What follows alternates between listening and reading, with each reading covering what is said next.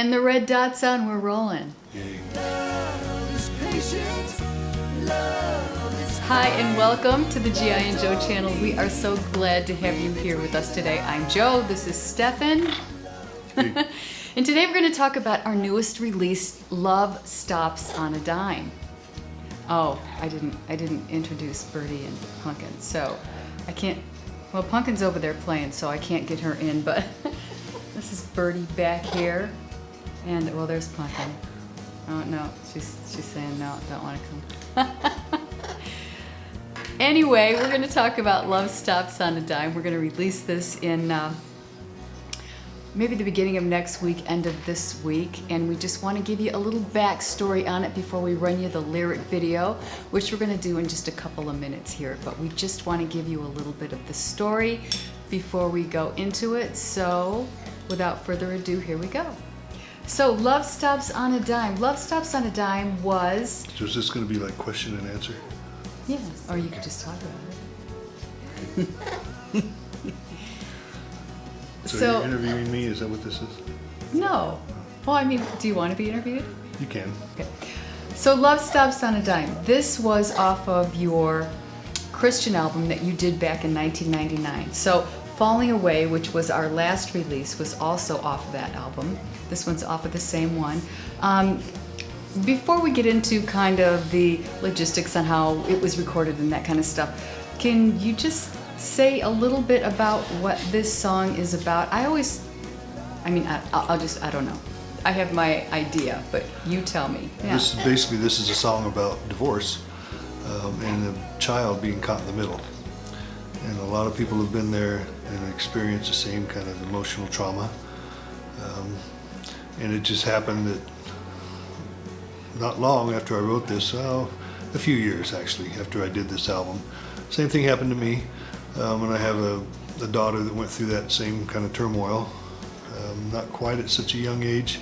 She was a little older, but still it's traumatic for kids, you know, and it's traumatic for parents when they separate. There's no easy way in divorce. There's no quick fix. When it's done, it's done. And you just got to pick up the pieces and move on. That's what this song's about. It's kind of, unfortunately, a universal sort of topic at this point.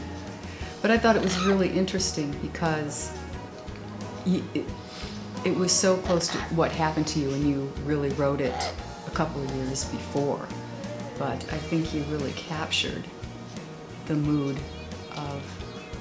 So show of hands out there, who all has been married for more than 20 years? 25 years? 50 years? Those numbers get way down, not just because we age, but because marriage isn't as sacrosanct as it used to be. And we kind of take it for granted, and it's a sad thing. It is a sad thing. It's a very sad thing. So let's talk a little bit about the musicianship on this. I'm looking at Pumpkin. I'm not sure what she's doing over there. Being destructive. Birds get into trouble so quickly. You got to keep your eye on them all the time. They're like little kids. So musicianship on this. What can you say about this? So this album recorded in Franklin, Tennessee. John Lawry, we've talked about him before, was a producer. He pulled a lot of incredible talent from that area out of Nashville. Not necessarily Christian artists, but other artists. Steve Winwood's director played on it. There's some really big names that played on it. Played on your? On my album. Oh. Steve Winwood's music director. Oh, music director. Mike McAfee. And there's some other big names that played on it. And I give all the credit of the production to John because he pretty much did the whole thing. Yeah. I do want to talk about one more thing on this though. So when I first heard this song, it really moved me. I thought it was a great song. And like Falling Away, our last release, I said, would you be into doing this song? And again, reluctantly, he was like, I don't know, maybe. And I thought, let's just give it a try. And he said, let's redo the vocals. I'm not thrilled with my original, not me, him, his original track on it because I wasn't on it. And of course he wanted to put me on it as well. And we did do that. But there's a spot in this song that it's backwards. So this was something like the Beatles did. And this song is a little What's backwards? Beatle-esque to me. Like the middle of this song, there's like a backward loop going on. And that is us. it's very Beatle-esque. This whole song to me is a little bit Beatle-esque. Well, that's a part of the original recording, and that's actually me speaking in tongues. You don't think it is? What do you think it is then? I think it's you saying a line and the producer decided to put it backwards. That could have been too. It's actually the chorus played backwards. Yeah, it's pretty cool though. It's pretty cool. Very difficult song to sing, and as most of our writing is. Yeah. Why we do that to ourselves, I don't know, but it's very cool. And Joellen, being a part of this, totally changed the dynamic of the song. It made it from just a sad song about breakup, divorce, but with her vocal on that, it kind of brought out a little bit of hope to it. You'd have to listen to the song to understand what I'm saying, but it helped. That's nice. Thank you. So the way we've done these, since it was so long ago, it's The original track. the original was track so long ago. 20 years ago. Well, is it 20 years? Yeah. 1999. Yeah. Things were done differently back then. I could tell you a story about how that all transpired, basically taking this huge rack that's twice the size of these tables onto an airplane with all my gear, because you can just send data. We had the internet, but we didn't have data back in 99. transfer back in 1999. 99. To just send files back and forth, as you can do now. It's easy. Or put them on a thumb drive. I mean, you get a thumb drive that's a terabyte, basically. But you couldn't do that back then, so I'd take all my gear and all the hard drives and everything with me when we did this recording. And we brought all the gear in, set it up, and it was not compatible with the gear that they had. I did not know that. Oh, yeah. What a nightmare. It was a nightmare. So basically we started from scratch. The mix on it was great. It was done by an award-winning mix, I don't remember his name now, mix engineer back in Nashville. But we weren't able to do anything other than just remix the vocals in with the original track. We couldn't control the track at all. So it's good mix, but there's some parts in there and some of our music that we redo that we'd like to have a little louder lead guitar. We like to have the drums a little bit hotter. You get what you get. Yeah, well, with this particular song and with Falling Away, because like he said, the track was already laid out. We couldn't change it. We could only put new vocals on top of it. Well, anyways, we're about to play this song for you, and we hope you like it. And we would love to get your feedback on it. So please drop us comments in the description below. Let us know if you like the song. It means a lot to us to hear from you. Before we roll the lyric video for you, just want to encourage you to go to our website. That's giandjo.com. That's giandjo.com. And please take a listen to the song if you want to, and hold there, you can as well. You can also download it for whatever price you like. So you did that with all of our songs. I did, yeah. So in order to make it easier to access our music, we just thought we would just go ahead and make it easily accessible, meaning you can just go ahead and download it for free if you want to, or you can name your own price. So if you like our work, that's kind of saying thank you to us. If you go ahead and pick a price and buy a tune from us, that would be awesome. But if you just, if you don't have the means, that's okay. Just download it and enjoy it. Okay. And if you hedge fund managers that have a couple extra mil laying around, you really like what we've got, we'd love your support. Yeah, exactly. Like Bartles and James. Remember Bartles and James? Yeah, I do. Thank you for your support. I don't remember that. That's part of the commercial. No. I used to drink Bartles and James. Me too. They were good.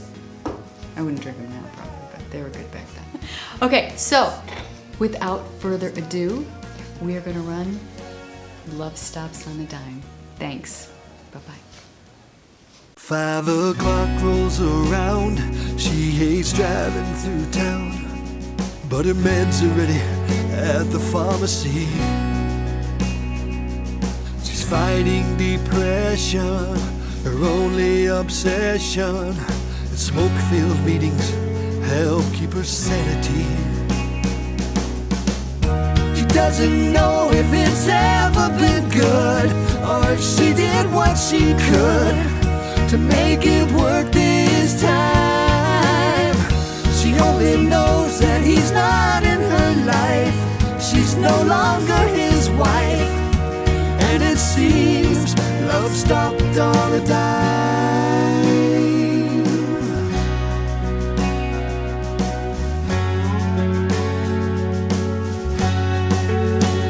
Well, he's been working night and day, but it isn't for the pay. All that money doesn't seem important now,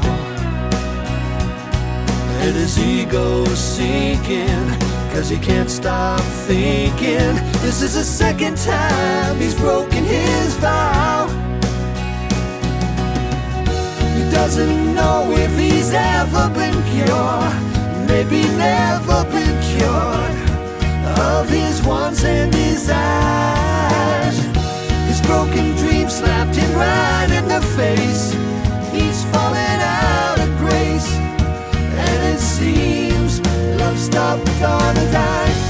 Love is patient, love is kind.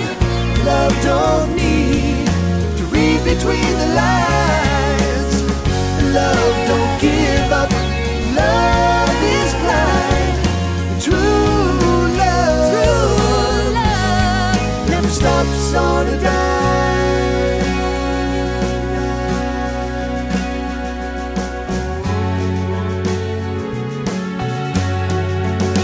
He holds his little girl tight, chokes back the tears and says goodbye. Well, he could see the devastation on her face. She's too young to understand why mommy holds another man, why daddy has to live some other place. They'll never know what they've done to their child, all the hurt locked up inside. So young to be broken hearted. They only knew they were fighting a war, didn't know what it was for, didn't ask how it got started.